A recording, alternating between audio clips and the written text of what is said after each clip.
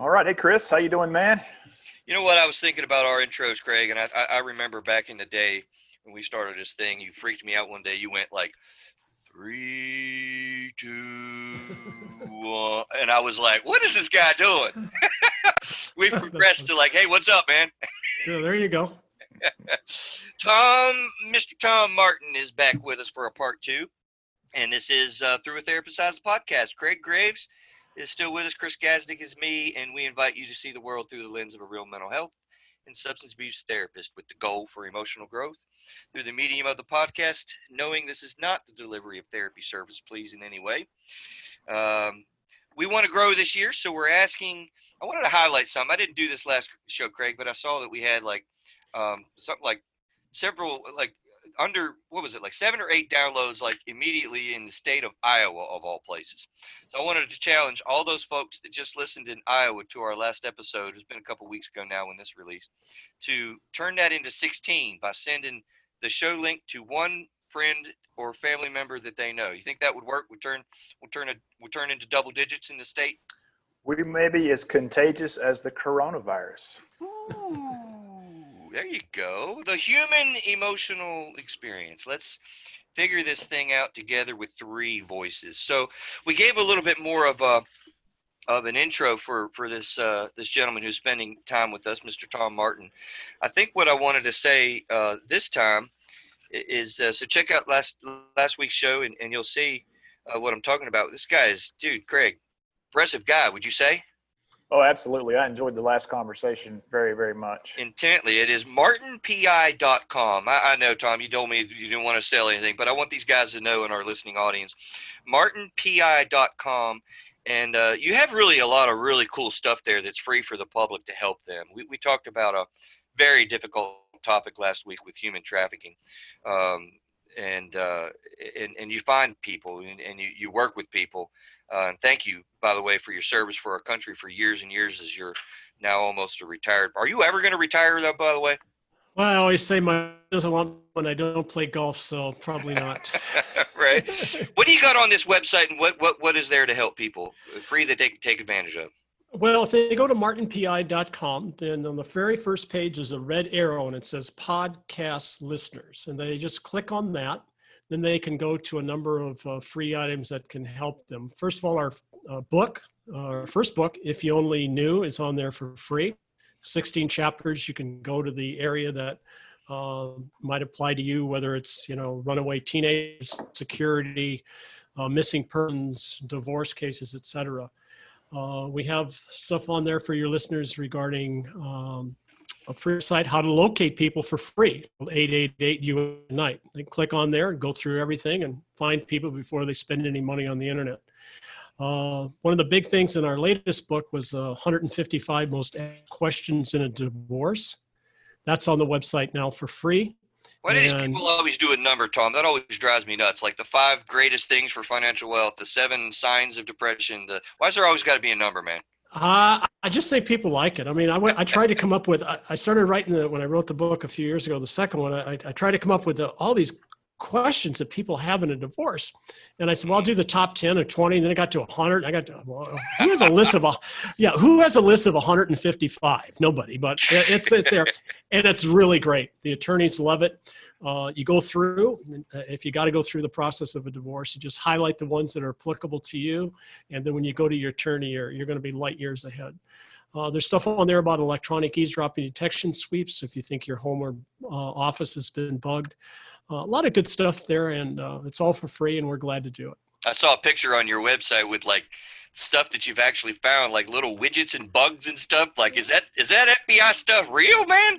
Oh, that's actually stuff we found. I mean, the technology today is just mind blowing. I have 3 technicians and a ton of equipment that finds this stuff, and we find them in coffee pots and TVs, and we're finding cameras now, and these guys put cameras in their wives' bedroom so they can see who they're having sex with. Wow. It's very, very, very bizarre. Let me give a current event thing. Jump here to my take on the coronavirus as we hope people are kind of, I mean, by this time, man, we're 2 weeks away from airing this. Where are we recording this on April the 11th? I mean, about right now, this week and next week, people are really going to start hitting a tough emotional time, I want to say. And so as we're releasing this show a couple weeks from now, doing the math, I guess, you've been in a tough time. I mean, not working, unemployment, hardships with domestic violence. We're all supposed to play Parcheesi in our house and chill out and have fun family time together. Well, that ain't the case a lot of times for people. We're really, really struggling now. And so I just want to encourage, everyone in the nation and our audience, like, we're going to get through this. Okay. We'll be in a better day. There is zero doubt about that. But I wanted to give some mental health effects on the shutdown, sort of, shoot through them real quick just to get your brain to be thinking. And the second part of it is positives about this, bottom line. So the mental health effects of the shutdown. Sound interesting, Craig, Mr. Graves? Yes, it does. Increases in porn use, increases in sex in general, concept of COVID-19 babies. People are talking about that. You ever heard that term yet? COVID-19 babies? I'm sure there'll be a lot of them. Yeah. Feelings of productivity taken away, unemployment and the devastations of that, emotional concerns, increase in societal experience of anxiety. I mentioned that last time, especially the OCD type of anxiety, increases in depression, increases in domestic violence. We're really hitting right now on April 11th, the tough time with this, when people aren't done with their lawn projects and stuff. Secondly, though, positive outcomes I want people to kind of start thinking about.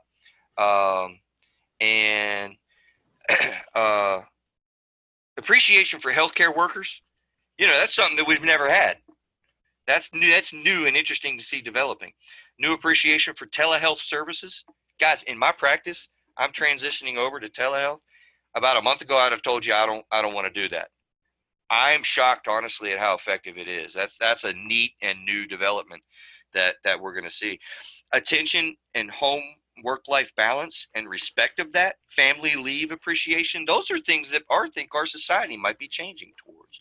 Cultural realization or awakening to where when we work together on a large scale, we the public, which is what our nation is founded on, we the public can really make a difference. People coming together. The power of the people all on the same powerful length together. I think we're experiencing that with our willingness to shut down and help this, what do they call, flatten the curve. Depoliticizing events. Craig, I actually made that on my positive lists. I don't know. I wrote maybe, probably wishful thinking there on that one. But that's the way I'm seeing this whole COVID thing. What do you guys think about all that mess I just rattled off? Well, I think it's a great positive list, and I in our business, we shut down our offices March 14th and haven't looked back. But we have seen an interesting increase in the amount of calls about divorce attorneys. So there seems to be, normally we'd get 1 or 2 calls a week, and we're getting 3 or 4 calls saying, I can't take it. The closeness over the last month has exploded, or the guy's trying to get out of the house to go somewhere, and the marriage is kind of went sour. So, I like your positiveness, but from our world, it's a lot of people are not doing so well. So those positive things should definitely be thought about. Yeah, I tell you, it's something that we did some shows on it. I refer people to episode 11, the Foundations of Marriage Counseling. It's some Gottman material. John Gottman nailed fundamental patterns that people go through in marriages, and cyclically. I'm talking about just over and over and over again, and almost pretty universally. So that lays out some really, really cool stuff. It changed the way I do marriage counseling, honestly. But when you have that much time and that much closeness, the stress that you typically feel is that much more. No, I agree. I told somebody the other day, happened in my life. My wife took a shot at me, but thank God she's not a good shot and she missed. So it can happen anywhere. So I think we just all got to be a little more patient and forgiving. Do you mean that literally? No. I wasn't sure. Well, you're a DEA agent, man. Yeah, well. When I retired, they gave me a gun, but they took it, so no problem. Gotcha. Any housekeeping stuff or things I'm missing, Craig? Anything that we got going on? We're going to launch into a myriad of topics. I think we're ready to roll, dude. Okay. Anything left over from last show that I feel like at one point I kind of cut you off. There's so much to cover. Things that your brain's still spinning on. No, I think it's good. I think at least from my side, I'm good. Okay, so here's what I thought I'd do, Tom. I wanted to take advantage of your incredible experiences that we have, and I really just kind of wanted to go down through to cover as many topics as we could. I mean, this is going to feel like a little bit of a schizophrenic episode because we're going to, in a bipolar fashion. Those are our mental health jokes, Sorry for that, but to kind of cover as many little things as we can kind of touch on, Sure. and I'm going to list them all. Really, and then we'll just go down and touch through them to see, what you feel is the most helpful and what you're most experienced talking about. I definitely want to touch on cults. Let's kind of start there. But let me see. National attention on mass shooters, what your perspective is. Divorce proceedings, investigations with affairs and such. Coming into contact with cults, like I said, I think I want to start there. Drug enforcement and the borders. Don't really want to get political, but drug enforcement, I thought you might have some really interesting perspectives there. Explaining your theme, I really want to hit this one too. Your cell phone number is your new social security number. That struck me when I was researching you a little bit. Find that super fascinating. Did you work with terrorism prevention efforts? How do different world cultures affect mental health? Having traveled and dealt with so many issues, I'm curious about your perspective with that. The opioid epidemic, how the coronavirus might affect world affairs, societal norms and stuff, and then location systems and family reunions. I know that's like a crazy list, but that's just stuff that if we had like 10 hours, I'd love to hit on all of them. We're probably not going to be able to hit, obviously, in detail much of those, but that's kind of the topics I'm thinking in my head. All right, we'll be succinct and to the point, hopefully. Exactly right. Does that sound schizophrenic? That kind of hit all those things, man. I want your brain. Because I got to go to sleep in 10 hours, so I got to get this done. Right. Charles Manson. I promised in the last episode we'd hit that. The cult reality is another one, like we talked about sex trafficking and human trafficking and stuff. I feel like this is another one of those sort of under the radar, not really known about realities that is all around us. And Craig, I don't think we've even done a show on cults yet. Is that a correct statement? Yeah, we haven't. Yeah, it's coming, guys. It's in my head. What do you know about coming into contact with cults and how prevalent that is with people in the investigations you do? Well, we don't do a lot of cult investigations, and those that we do, where they're basically fall into the locates, where a parent comes to us or a relative comes to us and says, hey, Mary Jane or Billy Bob is gone. We think they're up in San Francisco or North Carolina or whatever. And they've gotten themselves into this group home. They don't call them cults. They call them group homes. Oh. And it's very, very difficult to extricate the people from there because they don't want to. It's very difficult to get on the land. It's very difficult to even bring somebody like yourself along where they can talk to them and try to get them out. Let me jump in and pause real quick. You say they call them group homes. I have a sort of a perception that cults are sort of religiously guided organizations and whatnot. Why do they call them group homes? Well, it's basically a group of people, and I think that's where they come. It's a group of people who are getting together, and they want to do everything from farming to sex to whatever their daily occurrences are, and they want to do it together. So as a group, that's kind of what they're doing. And that's occultic? That's what we find. I mean, it's probably I don't know, most of the cults that we run into, there's severe, as you would guess, mental health problems. Yeah, I mean, serious mental health problems. I mean, I had the experience when I was a young agent and going to the courthouse when Charlie Manson was arrested, and the 4 or 5 girls were on the corner every day before they all got in. And we'd go by them, say, hi, how you doing, girls? And they would look off into the distance and, Charlie's this, and carve stuff into their foreheads. And you could see how they could be manipulated and how it would be easy for them or easy for Charlie to get them to go commit multiple murders is what they did. So, yeah, they call them group homes, and when we find them, they're very, very tight knit. I mean, it's a tough thing to crack as a PI. It is a small, tight community that is a closed environment. Typically, that's one of the big factors in looking at groups of people with that. And we Southern Baptist churches, I'm not saying that Southern Baptist churches are bad, but I'm saying some Southern churches, we have a local community, Craig. I don't know if you know the story, but in a town close to us, like it's like infiltrated the whole town, a religious organization. We look at Scientology. There's a lot out about that rather large group and whatnot. How much illegal behavior or problems have you come across, Tom, in dealing with groups of people like that? I guess group homes? That's weird. Group homes referred to by people. How much illegal behavior comes from all of that? Well, I think the main thing that we see is, the drug use, and they're, growing the drugs, they're procuring the drugs, they're transporting them, they're concealing them. And most of the cults, as you say, or what we termed in our office, the group homes, where they're, psychological warfare on the people, it evolves around drugs. And, their daily commune to help each other out and listening to their music, just what you see on TV. But I will say, once we find a place, say it's in Iowa or Chicago or Minnesota, it's really tough to get the people out of there. It's even hard to get in. They have security as than the CIA at Langley does. It's just incredible. They've essentially drank the Kool-Aid and believe in their leader. You're not going to get in there. I mean, we can find out where they're at, but it's very hard to get them out. I mean, they have security. I mean, they have ex-federal agents and cops that are, paid a nice salary to guard the locked gate. You're not going to get in. Really? Oh, yeah. Ex-agents that they've recruited to be a part of the group that part of the group. They're part of the security team. Very, very common. I think I'm confused.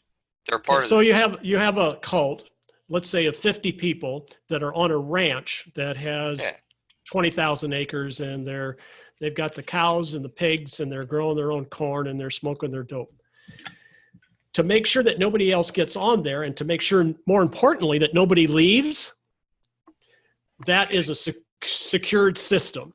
And that system is guarded by usually ex-law enforcement officers. Nothing wrong with it. Everybody deserves to make a living. And you're not going to get through them. I can guarantee you that. Oh, I think I understand. So the group themselves have hired a security team to procure the perimeter and whatnot of said place. Yes, usually the person that has the group and is putting it all together for obviously a lot of monetary gain, because sometimes the people will leave and have jobs or they'll be making something. Well, that person's going to get all the money, not the 50 people that are in the group. And they have a right to do that. It's like they have 100%. 100%.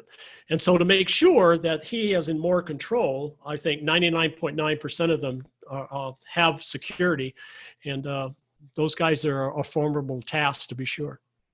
So yeah, listening audience, we're going to do a show on cults because it is something that is way more common than you would think it to be, for sure. It's been in my head for actually quite a while now, why we haven't done it. But you got to tell us about Charles Manson. So you sat down and stared him down. I mean, he stared you down. Like, what happened here? Well, this is where I got to eat a little ego. I'm not always happy when they bring it up, but I was the young agent over in the jail, and the word came back that the actual verdict was going to be rendered into the courtroom on Charlie. And so I'd seen and been in the courtroom a couple of times, and Charlie had this way of sitting at the chair, and then as Vincent Lugosi, the prosecutor, would getting on him or telling the jury all the bad stuff. He would wheel around in his chair and look at the jury, or he'd look at the audience. So the day that I went there, I obviously had a contact in this courtroom, and I got front row, maybe 10 feet from Charlie. So I figure, I'm a young agent. I'm 23 years old or so. This is 1971, something like that. Wow. Well, I'm gonna give it to Charlie, right? Because I'm an agent. I'm gonna put up with this, right? So the next thing I know, I never thought in a million years, Charlie wheels around, and for some reason I'm dressed, like a cop in my suit and my tie and everything. He looks right dead at me. And so we engaged, and I said, okay. So we stared at each other for about, I would say, it's the longest 15 seconds of my life till I blinked. And I looked away. I just said, I mean, it's the most evil, terrifying person and that I've ever seen. And I saw no advantage in engaging him. And, I give Charlie the victory. He would have won. He won that day. And I just, what's fascinating about that to me is when I'm in a therapy session, right? Like, and people are dealing with their trauma or a shame-based feeling, it's the alcoholic who's breaking down and getting real with themselves. I mean, it is a very powerful thing to the eyes, and contact with the eyes. I mean, it's why, we teach our young little boys and girls to look up, so look him in the eye, shake his hand, and stand. That's what you're presenting yourself. There's also a lot of caring that goes in making that caring eye contact and whatnot. But there's also that power struggle. It depends on what the relationship is. So that's fascinating to see that you locked eyes with Charlie Manson and the experience that was in experiencing that connection. It was almost like an electric toxic connection is what I'm hearing you. Well, it was actually almost like 49 or 50 years ago, and I remember it as if happened this morning.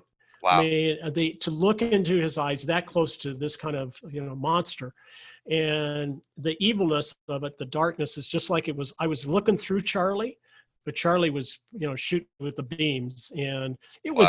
Wow. Maybe I should go to therapy, but it was just something there. I felt like I really don't like this. I really did not like that experience. Wow, that is weird. Charlie won. Okay. That's what you mean by swallowing pride. Yeah, no, there you go. He didn't win in the end. That's for sure. Yeah. Craig, what are you thinking about cults? Did you know anything about them? Not really anything, Chris, more than I've heard on the news. I think about David Koresh and things like that when I think about cults. And, you mentioned Scientology. Joe Rogan talked about cults one day, and he said that all religions were cults. And I don't want to go that far. I don't agree with that, but, yeah. I guess, Tom, what I'm wondering is, are we able to break them up? Like, can we really break them down? Because they are so destructive. They're so powerful in the psyche of the people that subconsciously don't even know they're being brain warped. It's an awful reality. Can we really hit them? Well, I think what I would do if I wanted to learn about cults, I might think about Scientology, which is, I think some people would say it's a cult on steroids. They would. And if you really want to have an interesting show, try to interview, because I am not one, some of the private investigators in this country that have gone up against Scientology. And I think they will give you a perspective of cults like nobody else can. And then they will also give you their perspective of whether or not that is a cult. It's very, very interesting to talk to those guys. And just on the other side, just very quickly, most of the people in the cults would disagree 100% that this is great. This is great. Everything's wonderful. Leave us alone. And some of them go on for years. Yeah. Oh yeah. Yeah. The definition is something that is really hotly contested and confusing. Like if you asked, 90 people on the street, what's a cult, you'd get a lot of different answers. Even if you ask 10 therapists, you'd probably get a lot of kind of confusing, conflicted understanding on what really makes up a cult. That's why I kind of said, a closed, contained, smaller environment. Sometimes it's larger scale, but it's really kind of concealed. Go ahead, Greg. I was just going to ask, are they a big thing? I mean, because you only cults I've ever heard about, they end badly, right? David Koresh, Jim Jones, the Hellbop Comet cult, whatever that thing was, Charles Manson. I mean, are there cults out there that are, I don't know, they were successful, but well, I think it's a good point. We don't have a lot of locates now where we're finding people and they end up in a cult. The 70s and when I was an agent, yes, and the 80s when I started the PI business, it was very common, but not anymore. And I think it's because we didn't come up with this group home thing, which I know you may have not heard of. I think that was a term that was started in the 90s by some of the cults, because the word cult is total negativity. If you say you have a group home, that's more inviting. That's more domestic. And I must say, I can't remember as I sit here today when the last time we located somebody who was in, quote, a cult or a bad situation. Because as Craig says, because Craig says they've been, killing people or setting things on fire or shooting themselves or doing crazy stuff. So I'm curious if it's diminished a little bit, because early in my career, it was a pretty big issue and whatnot. The reason why I'm tripping out about the group home, I mean, we have group homes in the mental health field, right? Yeah, I mean, sure. That's it. Sure. Yeah, so it's like that tripped me up. I'll have to think about that a lot and listen to the playback and learn from that. Let's try to move on and transition to mass shooters. The national attention. Did you guys, when you were working with the FBI and kind of the awareness of it has really exploded? We've chronicled on this show. That's been an interesting topic for us. What has been your contact with that kind of early on when it began to take off? Because you've been doing the PI work for how long? About 7-8 years. We'll call it 10. No, I've been doing PI work for 40 years, since 1981. Oh, well, wait a minute. So when did you leave the 3-letter world and whatnot? Well, I was there from 69 to 81, so it's been almost 40 Holy years. Cow. Okay, Yeah. we won't ask how old you are. 73, proud of it. Right. So what do you remember? Was that an issue back then, I guess? It wasn't. I mean, there was no not. mass shootings, and most of the talented people in the 3-letter agencies now, I think there's a few PIs that do schools for corporations, for public educations and stuff, and I think they serve some purpose. I think it gets back to my law enforcement days. They can teach you all day and run through all the physical training of shootout, but it's totally different when it happens. And I think the training's important. I don't want to minimize that, but in my world, when I was a federal agent, there was no talk of any mass shootings. And I think most of the training that's done today is how to react to the shootings, not the prevention. You can't prevent it, I don't believe. I mean, how do you prevent a guy from getting the guns that he can get? I mean, so it's hard to know and have any kind of predictors. That's something we've struggled in the mental health field. I mean, we've talked about, Craig, on the show, self-harm and homicidal ideation and things that we try to do to screen people, but it is really hard to find any kind of predictive nature of who's going to be shooting groups of people. I mean, it's remarkable.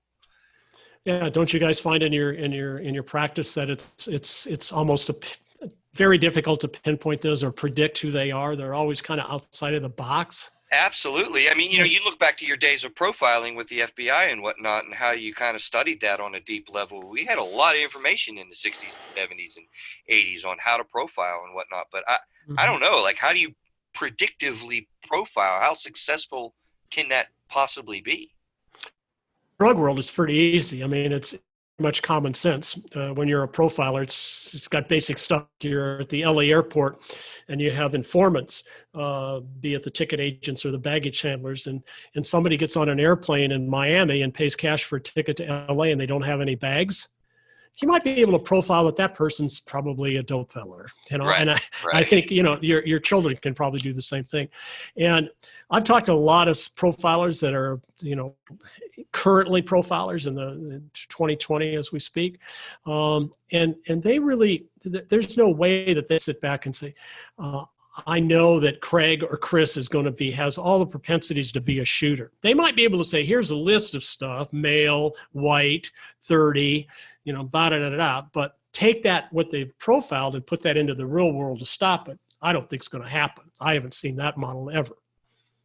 Well, Craig, was it you that found that article that we did a show on that was about the mass shooter? I think it was, wasn't it? Which one?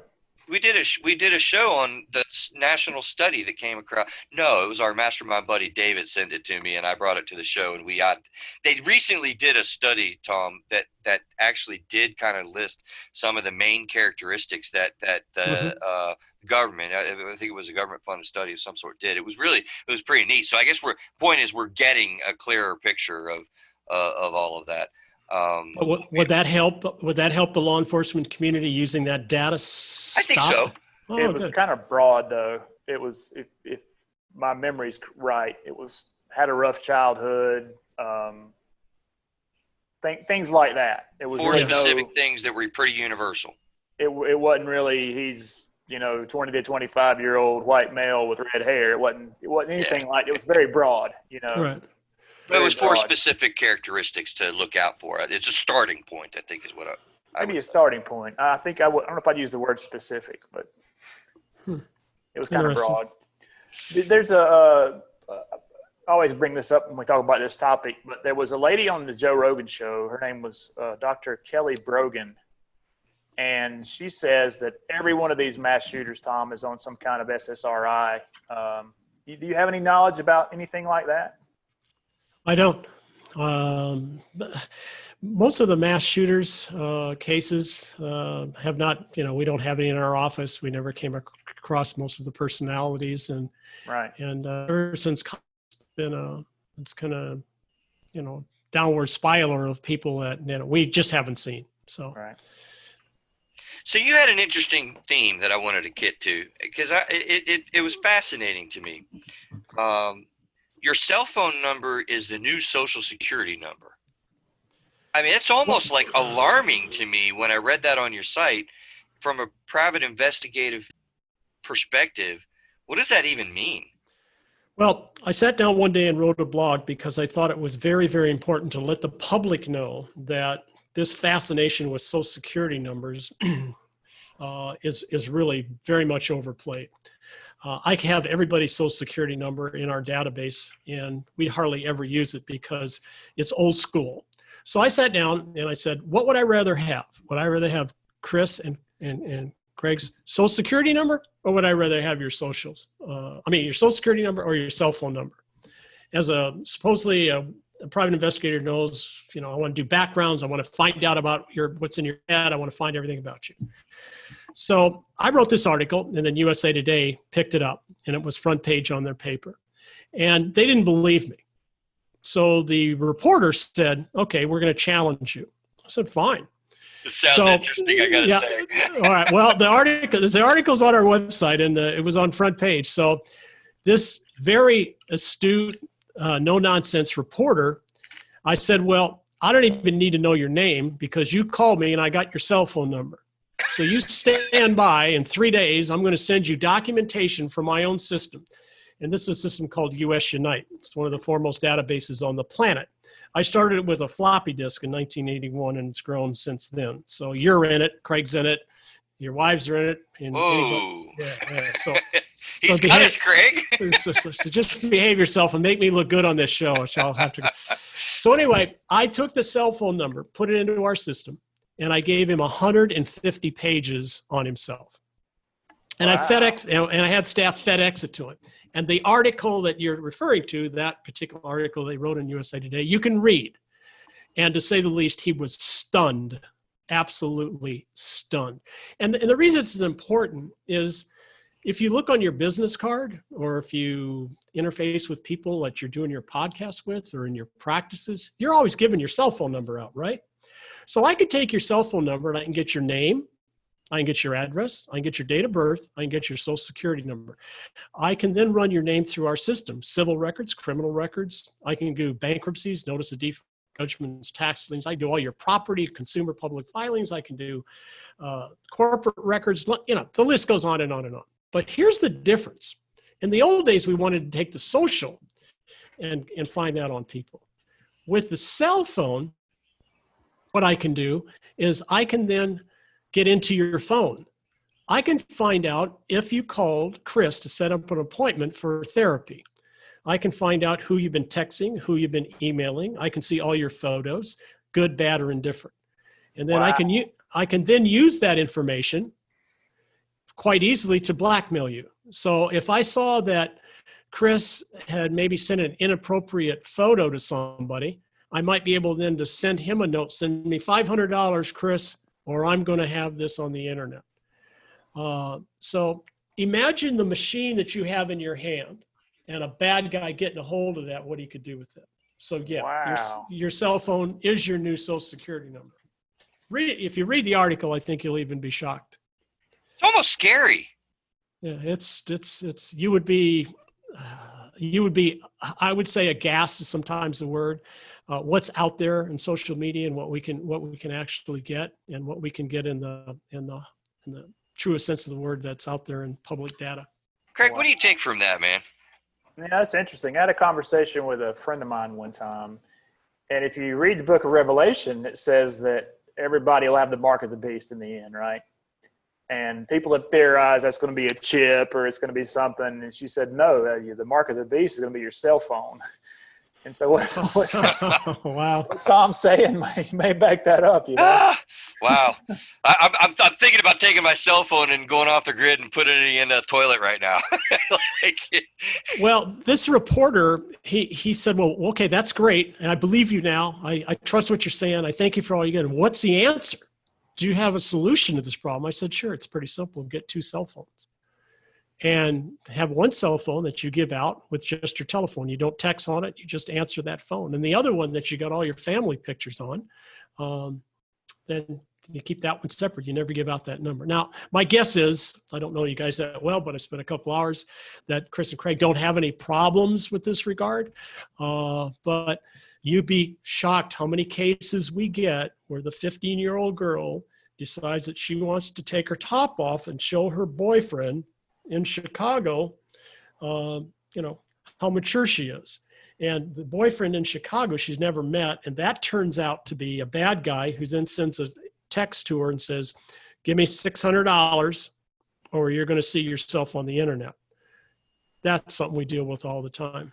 Right. Wow. Just to speak to that, I mean, I've had clients that are absolutely dealing with the issues of that. I mean, so what this little subset here, this subheadline here is the social media effect with teens and kids and such, predatorial realities. I mean, the kids are just so used to, doing Tumblr and Twitter and Snapchat and, TikTok and Bumblebee and all these sites are amazing. And they're just kind of innocently, popping off, having fun on social media.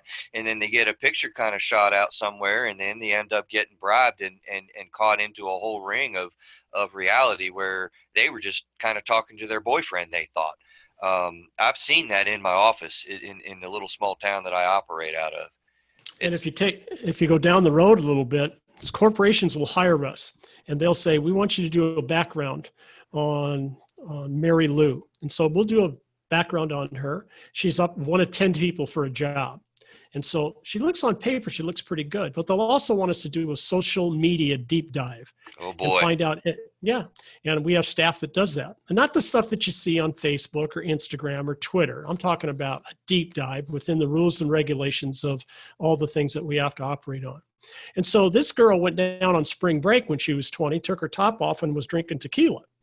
Well, on its surface, it's not the end of the world.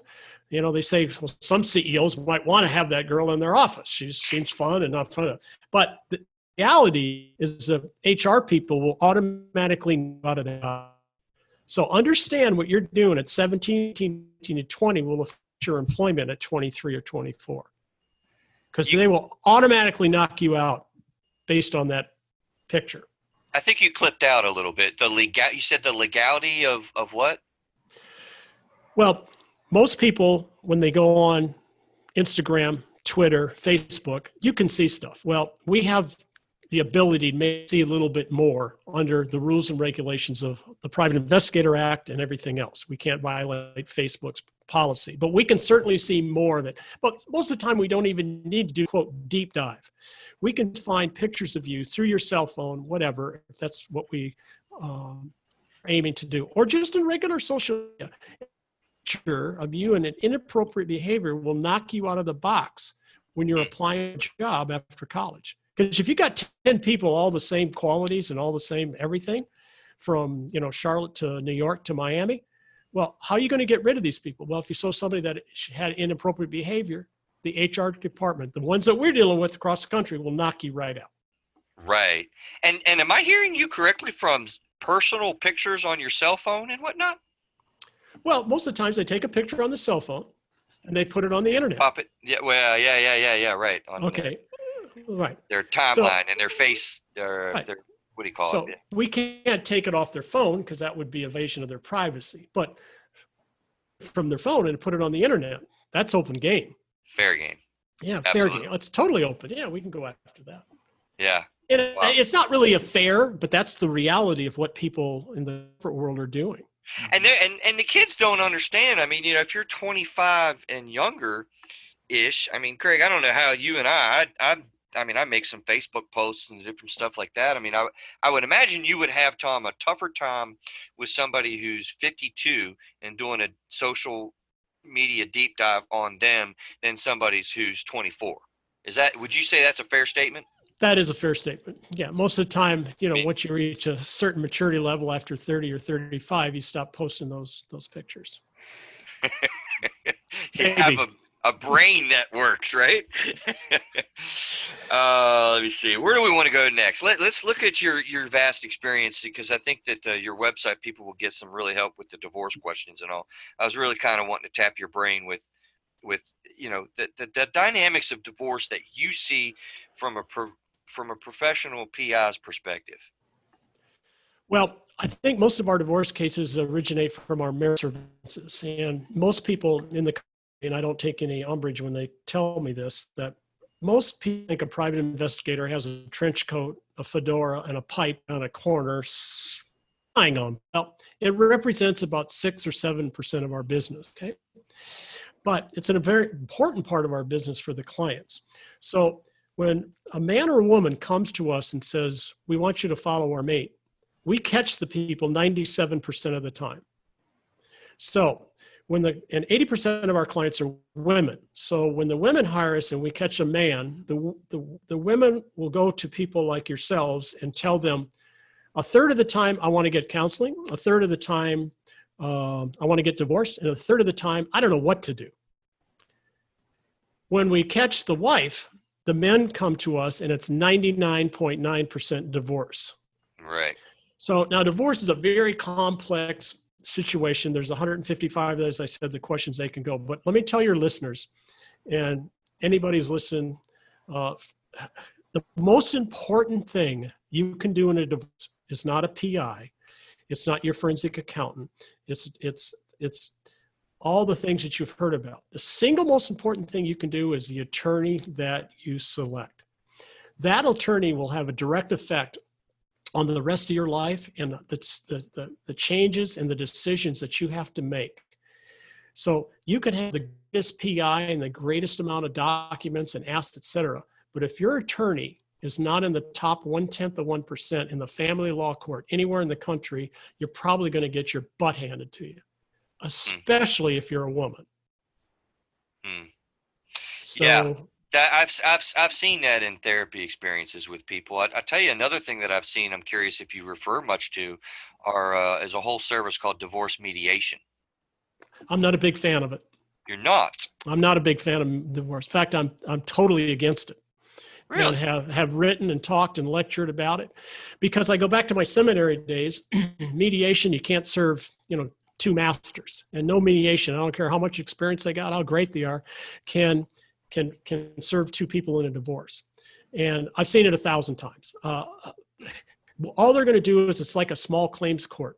The mediator, talented as he or she may be, is going to give a little bit to one side and a little bit to the other side. And I'm not saying they're not fair. I'm just seeing the equity in dividing up the assets. I have never seen it be as equitable as when a judge can decide and divide up the pie. If you're not represented 100% by somebody, what's the advantage of mediation? There's no saving of money. All you're doing is giving your husband or your wife an advantage. Okay, so you're saying that it's impossible to really be sort of fair and impartial, because you're really kind of trying to take both sides of the equation and mediate it, but you're really not able to kind of cut it down through the process? Well, I wouldn't say fair. If you have a pots and pans case, and the only asset in the marriage is the pots and the pans, and you get the pots and he gets the pans, and the only other thing is the dog, yeah, okay, mediation's great. But when you're talking about anything where you have a house, a corporation, assets, and you've been married 5, 10, 15 years, there's nobody who can be fair. And one of the things I know personally, I've been appointed by the court as what they call a PI referee, where The two people will sit down and we will then go through the whole list of their assets, and we try to divide it up equally. Who gets the Laker tickets? Who gets the cottage in the mountains? And it's very, very difficult. I've been there. It's very difficult to be fair to both sides. And if I see no advantage, I've asked the mediators, give me one advantage of having a mediator versus my clients, both sides having an attorney. And they can jabber all they want. They can jibber jabber about money, and they jibber, well, I'm fair, I'm this and that. No, you can't. It never works out. And I've yet to see it. And I've done maybe 30,000 divorce cases over the years. So. Yeah, that's fascinating. I really appreciate that, because I think people are really, I've kind of thought, Tom, that, goodness, man, the mental health breakdown potential for somebody is, I'm going to say, like, most likely or most severe when they're kind of going through that time frame. It is a very delicate time. It is a very difficult time. I mean, I would venture to see, Tom, that when you're kind of handing that picture or that image that you found, that somebody's hired you to kind of find the truth out, that is when they're gut checked the hardest in their life. I mean, I've had women in my office, actually, I show them the videotape, they throw up. Yeah, literally. And the guys don't have the DNA gene to have forgiveness. So they're going to get divorced. Sometimes a guy will walk in our office and say, I'm going to try to save the marriage for the kids. And we go, what? It's not going to last. You can go all the therapy you want. At the end of the day, you're going to get a divorce. And they do. And then like most PIs, and sounds a little self-serving, most PIs say, okay, we're done. I found you the evidence. No, we're done. But when you have kids and all this other trauma, especially during an affair, it might affect 4 adults and 6 kids. Right. Yeah. You really, the single most important thing, as I said, is to get that attorney. And just an example, in Orange County, where we're based, there's 2,000 family law attorneys. Now, how many do you think we recommend? In fact, we only recommend a small amount. In fact, if you don't have one of 16 attorneys that we recommend in Orange County, we won't take your money. Okay, and we could probably use extra cases, but we're not going to take your money because we don't take our work product and give it to a knucklehead attorney who doesn't know what to do with it, doesn't know what to do with the asset searches or the backgrounds or the information that we found. So it's not only, from our chair, critical to get an attorney, but it's really critical to get one that's in the top 1%. And you can find a lot of the guidance in that book that's online for free, Investigator Confidential, which your listeners can go to. And there'll be some helpful tips on how to pick the attorney. Yeah, I think people are really vulnerable at that point, and that's why I've wanted to spend a little bit of extra time on the divorce component, because people are really confused. I mean, on how do I go about through this? How do I begin the process? I really appreciate your what is it, 197 questions to ask, because people are really like, I don't know what to do. I don't know where to start. I don't know where to turn. I don't know what's my first step.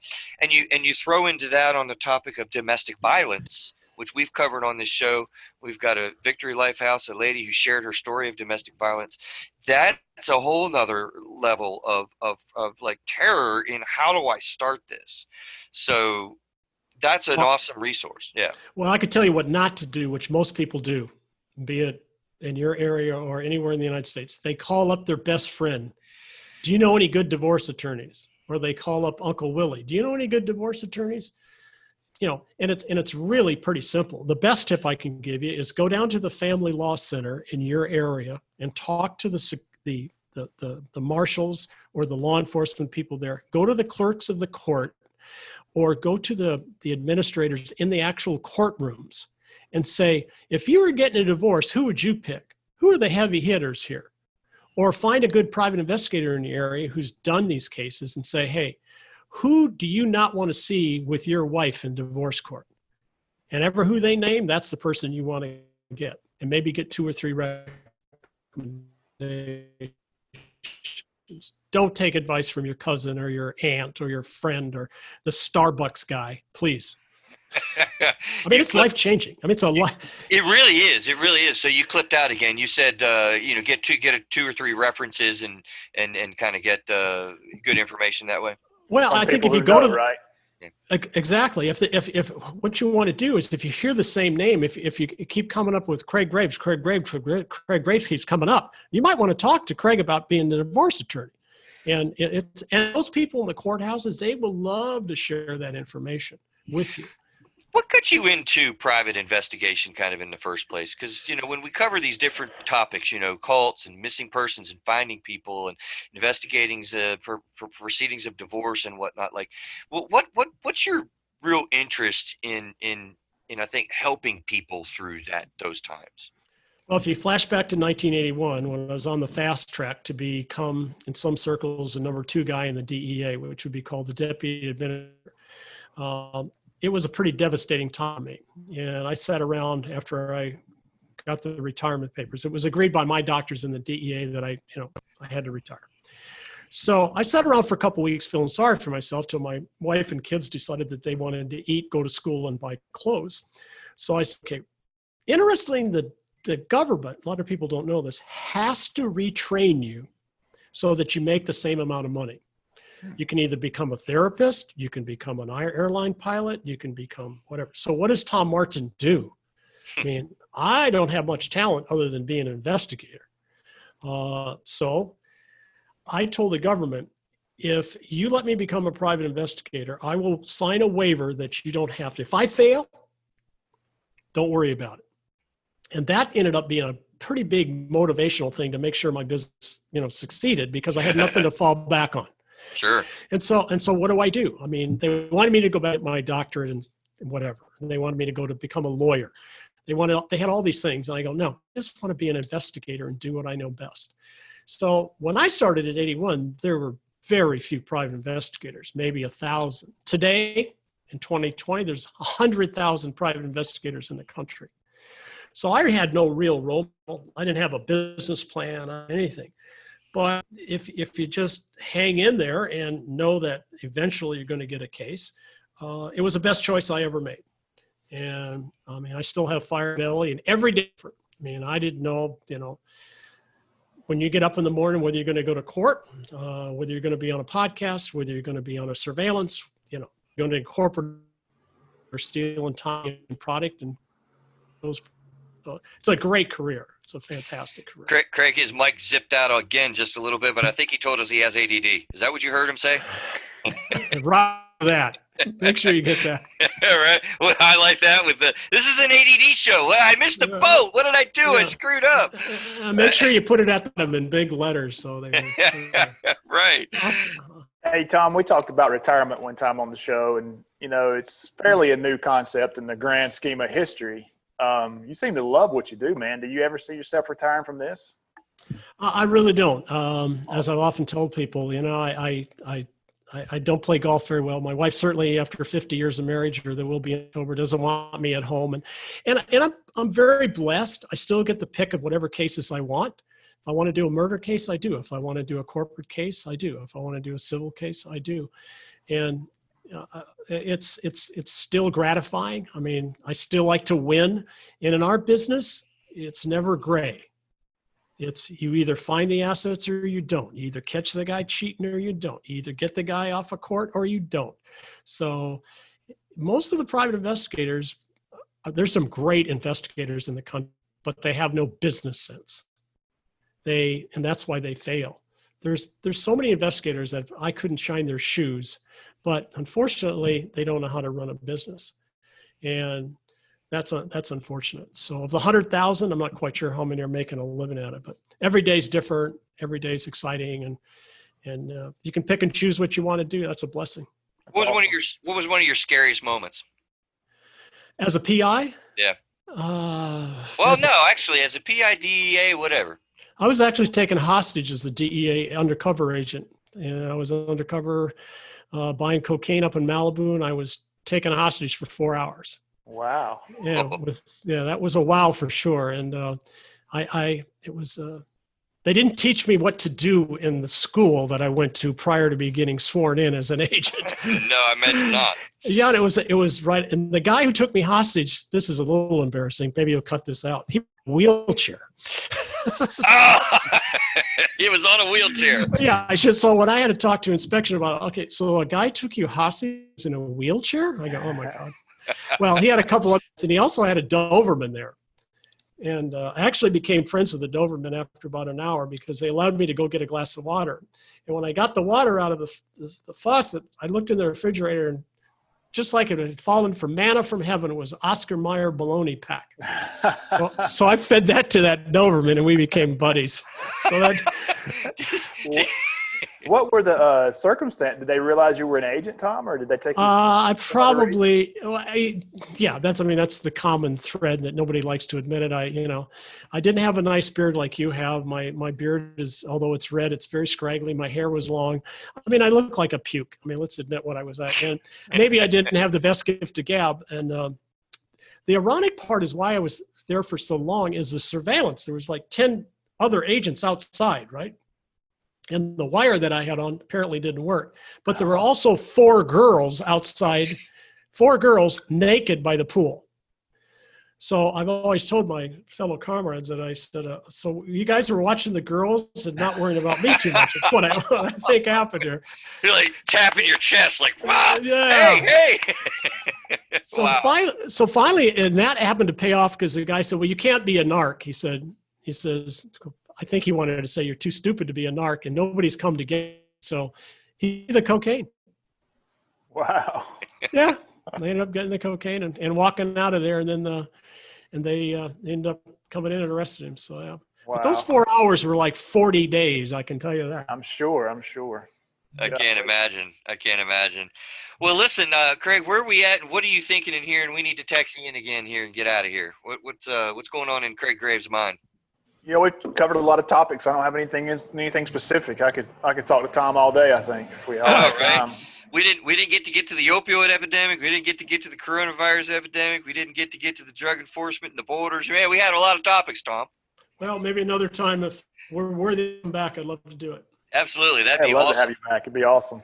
What would you say that throughout your travels and time with government and world travel, and in way of summing us up, I kind of prefaced part 1, or did I say it today or this episode? I'm sure. Greed is the root of all evils. How would you summarize dealing with people and dealing with that issue to get into a better place so that you manage that greed internally and change your behavior, whether it's divorcing or whether it's having affairs or, in your investigative travels, how can we do a better job with that? Well, it's a good question. I went to 60 foreign countries as an agent, and then I've done another 60, so we're up to about 120 plus countries. And one thing, no matter where I've gone on the planet, I always come home. And it sounds great to travel around and do all this sort of thing.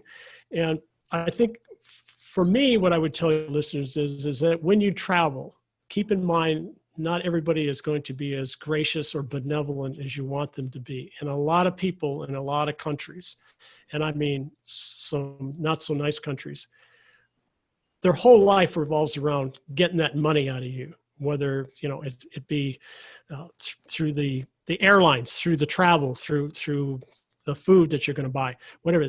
There's so many people that have a game, and I don't think I'm jaded about it because it happens almost everywhere in every country. So just be a little more street smart.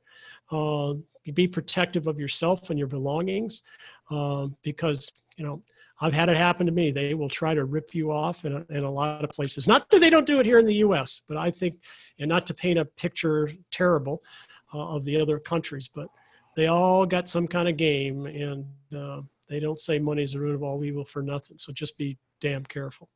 Absolutely. Well, Craig, do you have anything to wrap up on? And I'm going to do our distance clap. No, I just appreciate Tom's time. It's been 2 great conversations, and man, I hope there's a third. I do. Thanks, Craig.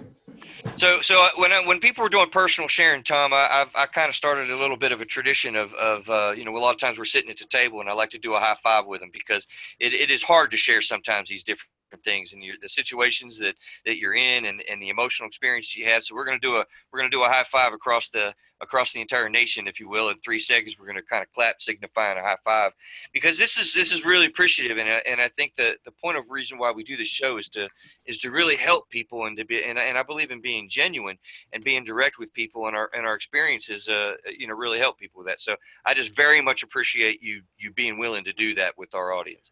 Well, I appreciate all the good stuff you get out there. I think it's great, especially about the human trafficking we did in the first show. It's going to be great. So on the count of 3, we're going to clap. 3, 2, 1. Oh, clap. See, I work for the government. You got to explain it a little better than that. There we go. All right, man. All right. Have a great week. Thank you. Stay safe and healthy, you guys. All right. Thanks, Tom. Talk to you soon. Bye. Craig, take us out of here, and we're going to go get something to dinner. Sounds good. You can find out more about our show on throughwiththerapisteyes.com. We got an entry for every show. You can find us on just about every podcast platform, or you can listen right there on the website. All right, stay safe, and we'll see you guys next week.